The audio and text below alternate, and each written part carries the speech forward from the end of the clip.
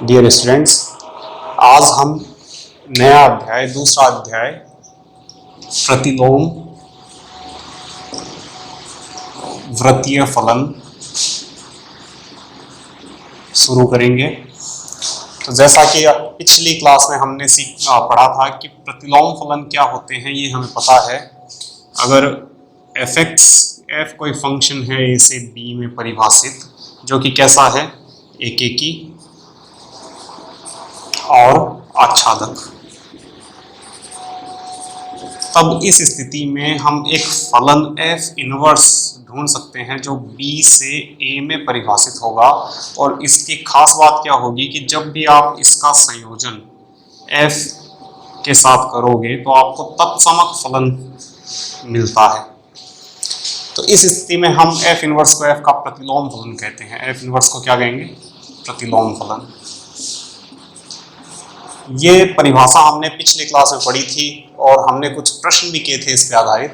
आज हम कुछ विशेष प्रकार के फलनों के प्रतिलोम फलन निकालेंगे। वृत्तीय फलन कहें या त्रिकोणमितीय फलन कहें, एक ही बात होती है। त्रिकोणमितीय फलनों को ही वृत्तीय फलन कहते हैं।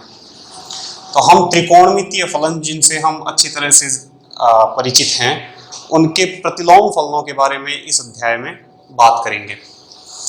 तो सबसे पहला वृत्तीय फलन हम sin x लेते हैं। हम सबसे पहले शुरुआत करेंगे sin x से। तो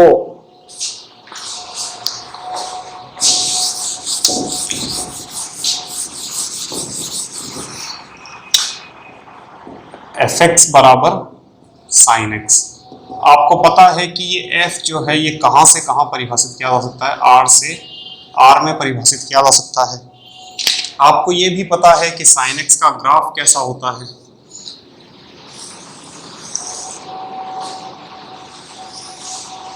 सही है।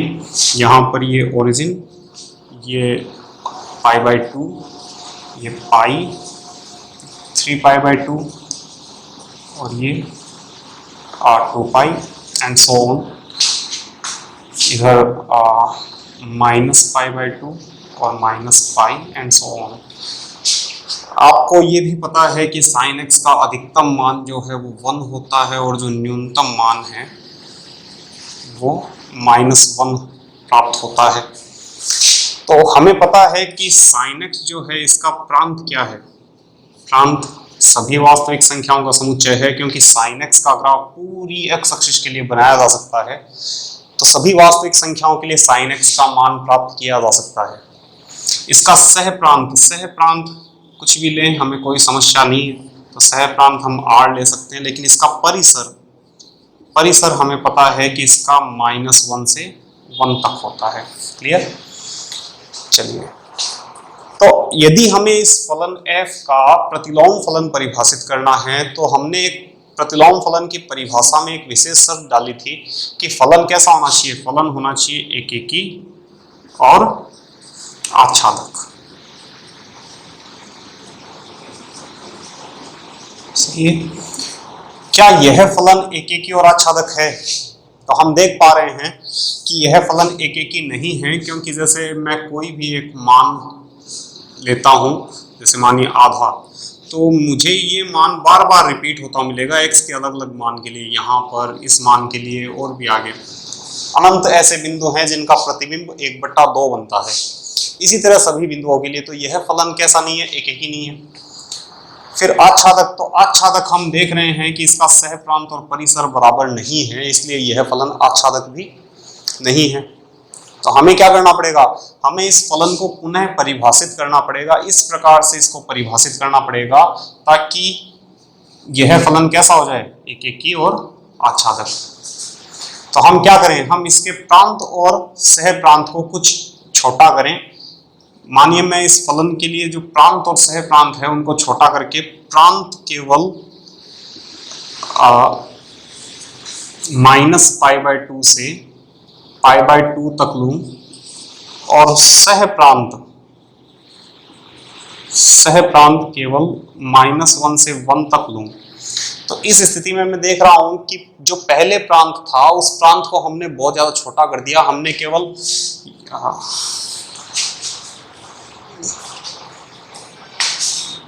माइनस पाई बाय 2 से पाई बाय 2 के बीच में फलन लिया है और इसका सह प्रांत भी हमने छोटा कर दिया और वो अब -1 से 1 तक है। तो इस स्थिति में स्पष्ट हम देख पा रहे हैं कि यही हमारा क्या हो जाएगा इस फलन के लिए परिसर। और यदि सह प्रांत और परिसर दोनों बराबर है तो यह फलन कैसा हो गया, यह फलन आच्छादक हो गया।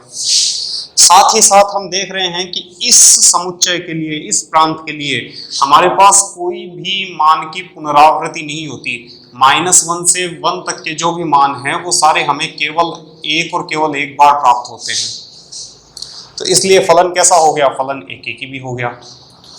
तो यदि मैं sin x को इस प्रकार से परिभाषित करूं कि इसका प्रांत -π/2 से π/2 तक लिया जाए और इसका सह प्रांत -1 से 1 तक लिया जाए, तो इस स्थिति में हम देख रहे हैं कि यह फलन एकेकी आच्छादक हो जाता है और इस कारण से हम इसका प्रतिलोम फलन परिभाषित कर सकते हैं।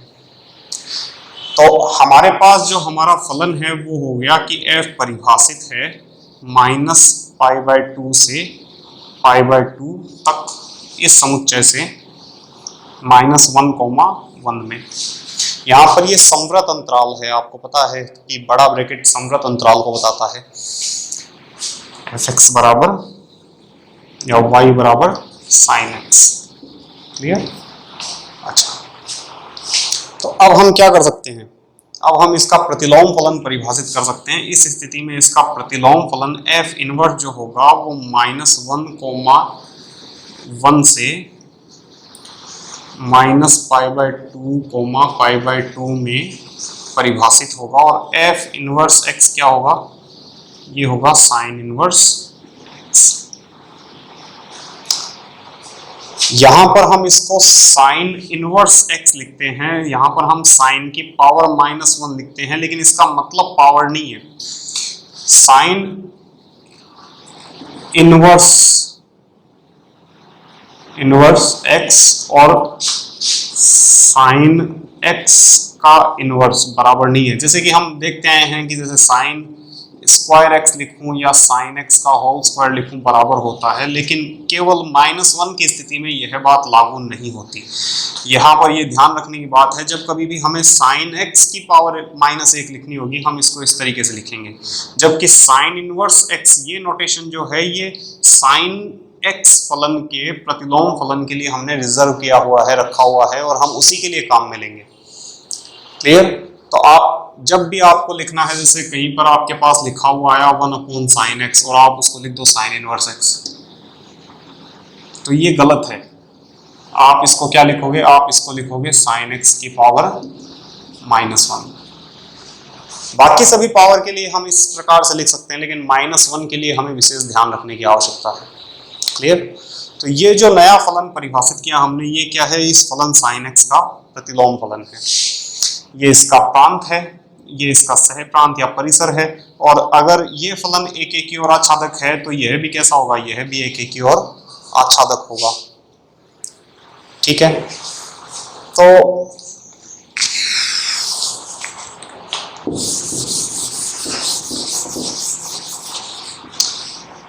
इस फलन f इनवर्स का ग्राफ यदि हम बनाना चाहें तो इसका ग्राफ कैसा बनेगा, यहाँ पर आपको -1 मिलेगा और यहाँ पर आपको 1 मिलेगा। ये मानिए कि -π/2 है और ये π/2 है x एक्सिस और ये y एक्सिस। क्लियर? तो sin x के हिसाब से ये ग्राफ बनेगा। -π/2 पर sin x का मान -1 होता है, तो -1 पर sin इनवर्स x का मान कितना होगा, -π/2। और 0 पर ये 0 होता है तो हमें ये बिंदु में मिलेगा और 1 पर ये π/2 हो जाएगा, तो हमें इसका ग्राफ कुछ इस प्रकार से मिलेगा। क्लियर? देखने में कुछ साइन के जैसा ही ग्राफ है, बस थोड़ा सा उल्टा है। क्लियर? चलिए अब हम कुछ आगे की बात करें। तो यहां पर मानिए मुझे पूछा जाए कि साइन इनवर्स 1/2 बराबर कितना। तो यहाँ पर दो प्रकार से उत्तर दिए जा सकते हैं। एक उत्तर वो जो इस परास में आता है, इस समुच्चय में आता है, या यूं कहें कि एफ इनवर्स के प्रांत में आता है, सॉरी सह प्रांत में आता है। तो साइन इनवर्स हाफ कहाँ मिलेगा मुझे? तो आपको पता है साइन एक्स का मान आधा कब होता है? 30 डिग्री पर। तो साइन इनवर्स 1/2 मुझे कितना मिलेगा? π/6। ये तो हुआ जब ये इस सह प्रांत में है, लेकिन यहां पर हम इस फलन को यदि इस सह प्रांत से आगे सभी वास्तविक संख्याओं के लिए परिभाषित करें तो हालांकि यह एफ इनवर्स जो है यह एक फलन नहीं रहेगा, लेकिन हमें यहां पर बहुत सारे मान प्राप्त होंगे। क्यों? क्योंकि जैसे मैंने यहाँ पर सह प्रांत जो हमारा R से R में था, फलन जो हमारा R से R में था, इसके सह प्रांत को हमने श्रिंक किया -π/2 से π/2 तक। क्लियर? तो इसकी जगह हम π/2 से 3π/2 भी तो ले सकते थे, या 3π/2 से 5π/2 भी ले सकते थे, या -π/2 से -3π/2 भी ले सकते थे। तो यदि मैं इस फलन को इस प्रकार से परिभाषित करता कि भाई f(x) जो है वो परिभाषित है π/2 से 3π/2 में, तब भी यह फलन परिभाषित हो सकता था, क्योंकि अब भी sin x जो है वो इस प्रांत से इस सह प्रांत में एक की ओर आच्छादक है। तो हम इन सभी को ध्यान में रखते हुए एक व्यापक अंतराल लिखेंगे। तो हमें जब कभी भी समीकरण दी गई हो कि y बराबर sin x है, या यहां पर जैसे इस प्रकार की स्थिति हो, तो π/6 इस समीकरण का एक हल है। अन्य हल और क्या हो सकते हैं? तो इस अंतराल में आप देखो, यहां पर आपको π/6 पर 1/2 मिला। इसके बाद अगर मैं इस फलन के लिए बात करूं तो यही मान मुझे 5π/6 पर मिलेगा। तो 5π/6 भी इसका एक उत्तर है।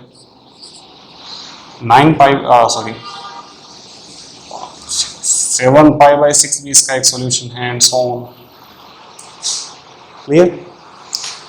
तो यहां पर हमारे पास साइन इनवर्स 1/2 के बहुत सारे मान हैं, तो हमें उनमें से वो मान चयन करना होगा जो हमारे दिए गए फलन के अनुरूप है। प्रश्न में अगर आपको प्रांत और परिसर नहीं बताए जाते हैं तो हम बाय डिफॉल्ट इन प्रांत और परिसर की चर्चा करेंगे, लेकिन यदि प्रांत और परिसर बता दिए जाते हैं तो उस स्थिति में हमें उसी फलन के हिसाब से चलना होगा। जैसे मुझे पूछ लिया जाए, बताओ साइन इनवर्स 1/2 का मान, 1/2 का मान, जबकि ये जो भी आएगा थीटा, ये theta belongs to π/2 to 3π/2,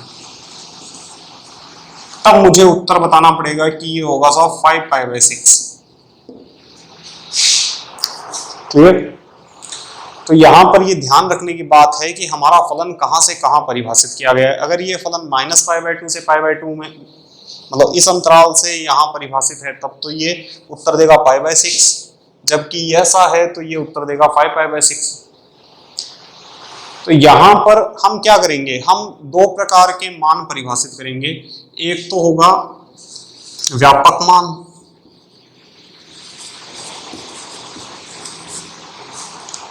right, और एक होगा विशिष्ट मान।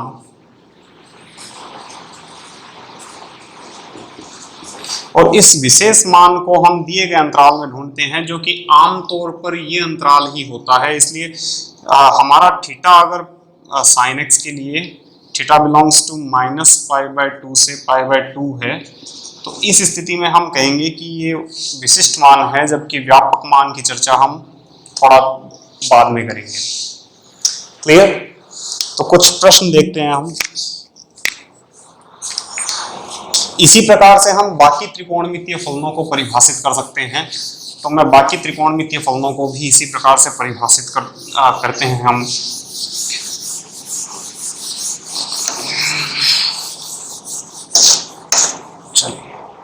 तो हमने देखा कि sin x के लिए sin x परिभाषित होता है -π/2 से π/2 में इस अंतराल से -1, 1 में। दूसरा cos x, तो cos x का ग्राफ अगर आप ध्यान से देखो तो cos x का ग्राफ कुछ इस तरीके का होता है। तो हम यहाँ पर 0 से पाई तक का अंतराल लेते हैं। अगर मैं -π/2 से π/2 तो तक लूँ तो मुझे प्लस के सारे मान मिल जाएंगे, लेकिन माइनस का कोई भी मान नहीं मिलेगा। तो माइनस के मान भी मिले और प्लस के मान भी मिले, इसके लिए मुझे इस अंतराल को थोड़ा आगे बढ़ाना होगा। तो मैं इसको 0 से π/2 तक लूंगा, 0 से पाई तक लूंगा। क्लियर? तो cos x के लिए हम अंतराल लेंगे 0 से पाई और यहां से -1, 1 में परिभाषित कर देंगे। तीसरा फिर आपका होता है tan x। तो tan x के लिए मुख्य अंतराल जो है वो क्या होगा?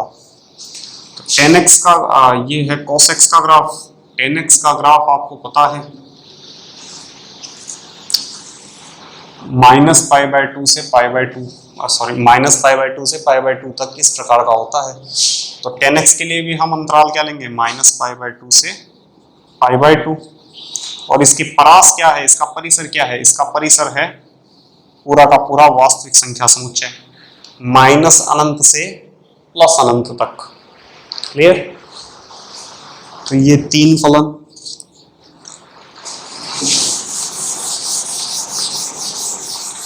इसी प्रकार हम cot x जो है उसको परिभाषित करेंगे 0 से पाई में, और इसकी परास जो है वो पूरा का पूरा r होता है। पांचवा फलन sec x हम परिभाषित करेंगे। तो sec x का ग्राफ आपको ध्यान में होना चाहिए। sec x का ग्राफ cos x के ग्राफ का उल्टा होगा, तो ये कुछ इस तरीके का बनेगा, है ना? तो यहां पर हम क्या करेंगे? sec x की एक ब्रांच यहां लेंगे, दूसरी यहां। क्लियर? तो ये भी कहां से कहां होगा? 0 से पाई में, 0 से पाई से r में। क्लियर?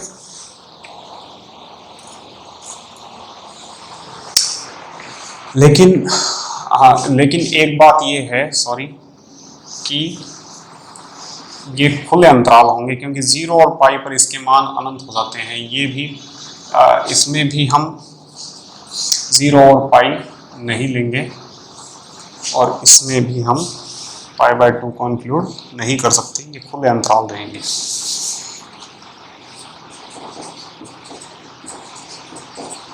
क्योंकि π/2 पर ये मान अनंत हो जाता है, तो हम उस बिंदु को शामिल नहीं कर सकते। सॉरी। क्लियर? और छठा फलन जो है वो क्या है? cosec x। ये परिभाषित होगा वही -π/2 से π/2 पर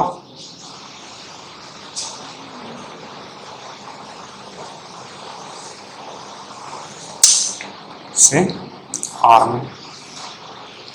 क्लियर?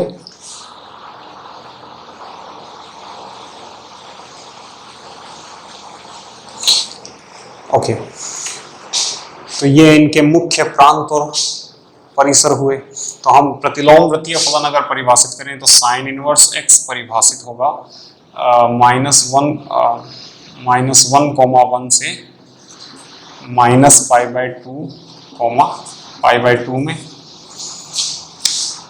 cos इनवर्स x परिभाषित होगा -1, 1 से 0, पाई में।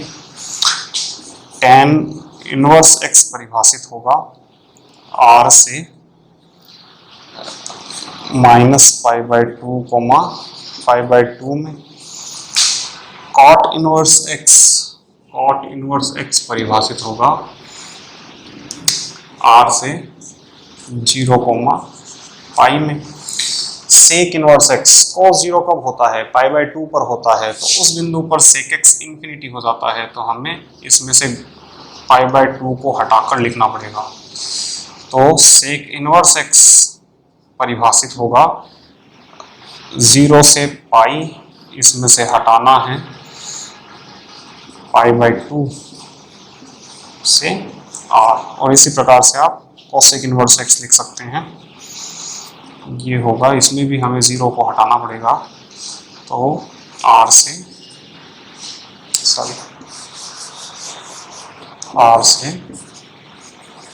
0 पाई माइनस π/2 और r से -π/2 π/2 -0। क्लियर? चलिए, तो ये तो हमने प्रांत और परिसर की बात की।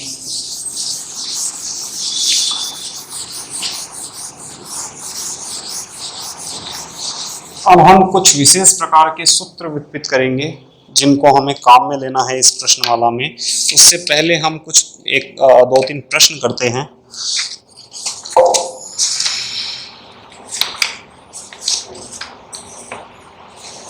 हमें मुख्य मान बताने हैं। पहला प्रश्न है हमारा, उसका पहला भाग है कि साइन इनवर्स 1 मुख्य मान बताने हैं इस प्रश्न में। तो साइन इनवर्स 1, तो मुझे पता है कि साइन इनवर्स जो है वो उसका परिसर जो है वो -π/2 से π/2 तक होता है, और इस अंतराल में साइन एक्स का मान 1 कब होता है? यदि मैं देखो तो साइन एक्स का मान 1 कब होता है? π/2 पर होता है, इसलिए इसका मुख्य मान क्या हुआ? π/2। दूसरा प्रश्न है कि कॉस इनवर्स -1/2 का मान कितना होगा? तो मुझे पता है कि cos इनवर्स x जो है वो -1,1 से 0,π में डिफाइन होता है। तो इसका -1/2 मान मुझे कब मिलेगा बताइए? तो ये मुझे मिलेगा cos x का ग्राफ कैसा होता है? cos x का ग्राफ 0 से पाई के बीच में कुछ इस प्रकार का होता है। -1/2 मान 120 डिग्री पर मिलेगा, कितना? 2π/3। क्लियर? तो इस प्रकार से हम किसी दिए गए मान के लिए मुख्य मान प्राप्त कर सकते हैं। जैसे मुझे पूछा गया है कि कोसेक इनवर्स -1 कितना, तो कोसेक इनवर्स -1 कितना, तो मान लेते हैं कि ये x है, तो इस स्थिति में -1 कितना होगा?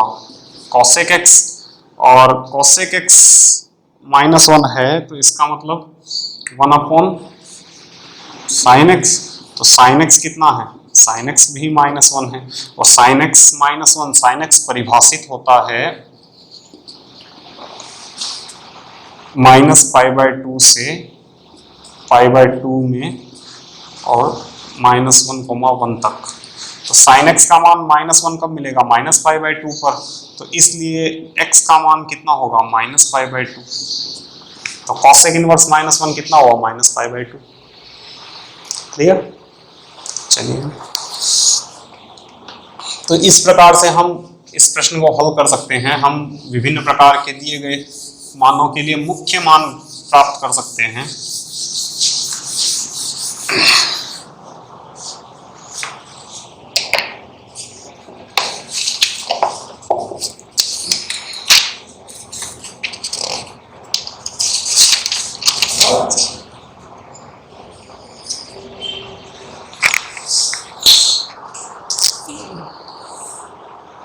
अब हम विभिन्न प्रकार के प्रतिलोम वृत्तीय फलनों के मध्य संबंधों के बारे में चर्चा करेंगे। मानिए कि x बराबर sin थीटा है, तो इस स्थिति में cos थीटा कितना होगा? cos थीटा होगा √1 - sin स्क्वायर थीटा, मतलब √1 - x स्क्वायर। तो यहां से थीटा बराबर कितना आया? साइन इनवर्स x, और यहां से थीटा बराबर कितना आया? cos inverse √1 - x square. Clear?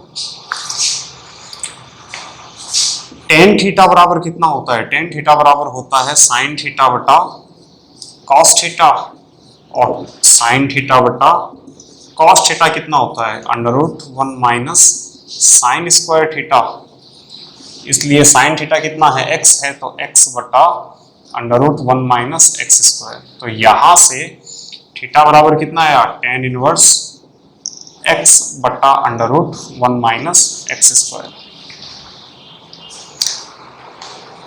इसी प्रकार से हम कॉट थीटा के लिए लिख सकते हैं, कॉट थीटा बराबर कितना हो जाएगा, under root 1 minus sine square theta upon sine theta, मतलब under root 1 minus x square बटा एक्स।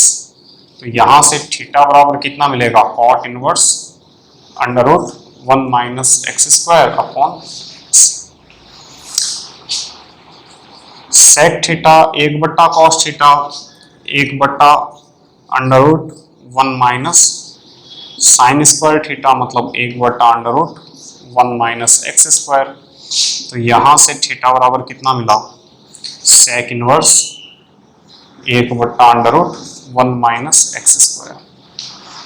और कॉसेक थीटा जो है वो होता है 1 बट्टा साइन थीटा, मतलब 1 बट्टा एक्स। तो यहां से थीटा बराबर कितना मिलेगा, कॉसेक इनवर्स 1 अपॉन एक्स। तो ये भी थीटा है, ये सभी थीटा के मान हैं, तो ये सभी समान होंगे।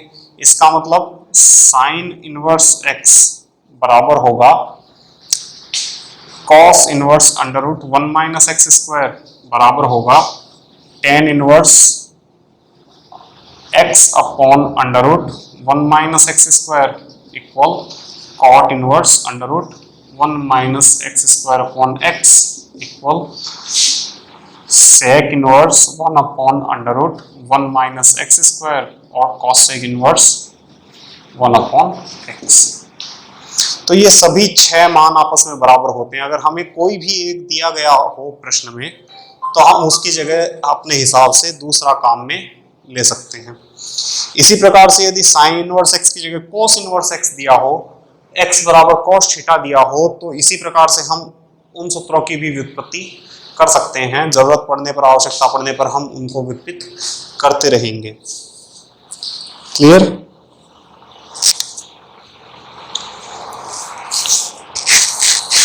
सुनिए,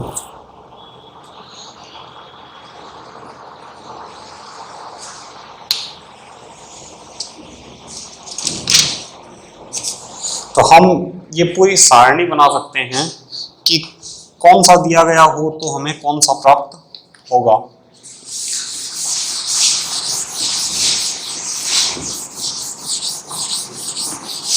तो आपका काम है कि आप इस सारणी को पूरा करें। मैं इस सारणी की कुछ एंट्रीज आपको बता देता हूं। जैसे 6 त्रिकोणमितीय अनुपात है, sine inverse X, cos inverse X, tan inverse X, cot inverse X, sec inverse X और कॉसेक इनवर्स एक्स।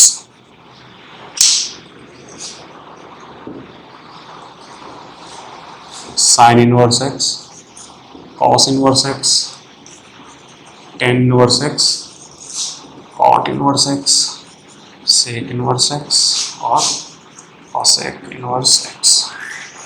तो यहाँ तो कोई परिवर्तन आवश्यक नहीं है, मैं इसको ऐसा का ऐसा लिख सकता हूँ, साइन इनवर्स एक्स। इसी तरह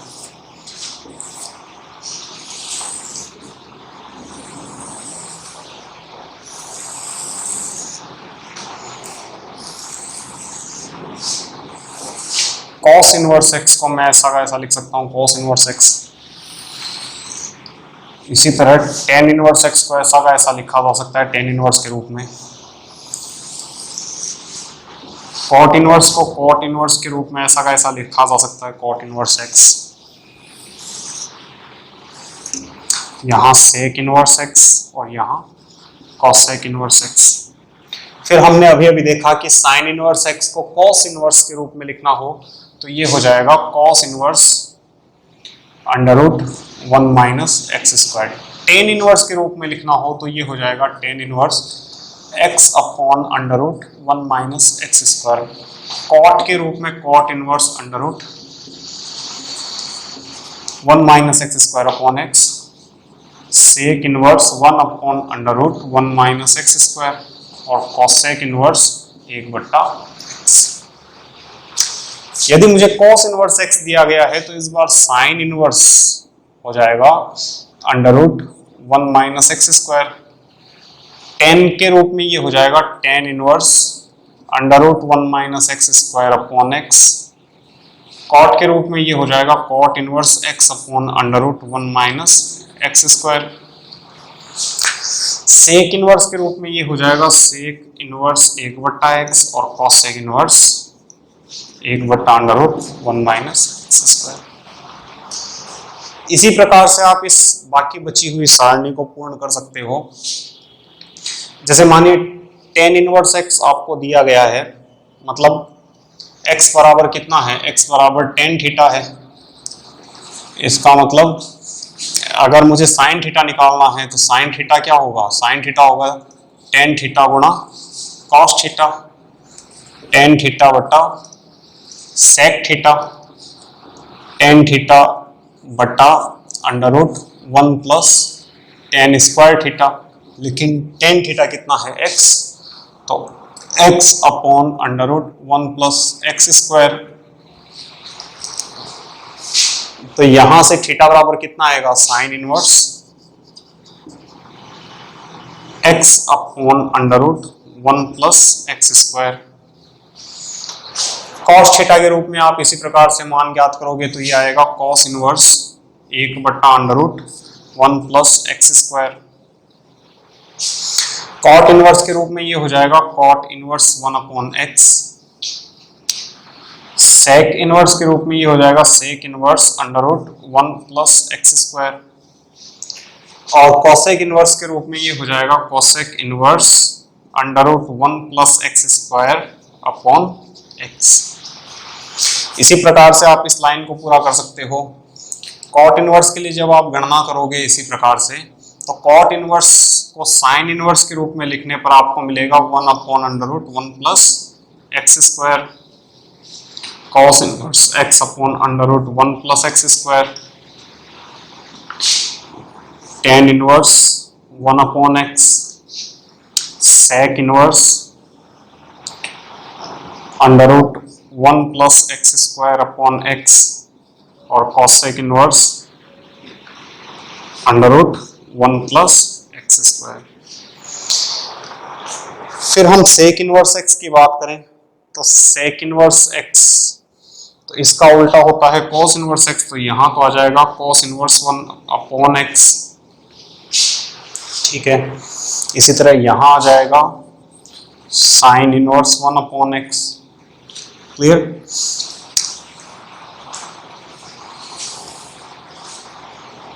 हमें पता है कि